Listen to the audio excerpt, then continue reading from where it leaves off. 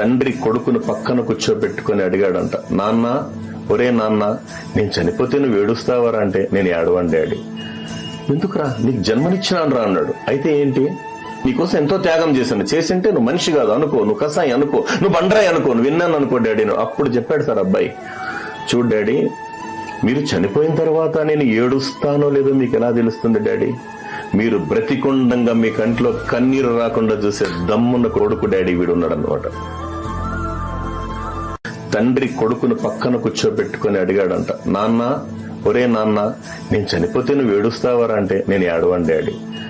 ఎందుకురా, నీకు జన్మనిచ్చినాను రా అన్నాడు. అయితే ఏంటి, నీకోసం ఎంతో త్యాగం చేసింటే నువ్వు మనిషి కాదు అనుకో, నువ్వు కసాయి అనుకో, నువ్వు బండరాయి అనుకో, నువ్వు విన్నాను అనుకో డాడీ. అప్పుడు చెప్పాడు సార్ అబ్బాయి, చూడు డాడీ, మీరు చనిపోయిన తర్వాత నేను ఏడుస్తానో లేదో మీకు ఎలా తెలుస్తుంది డాడీ? మీరు బ్రతికుండంగా మీ కంట్లో కన్నీరు రాకుండా చూసే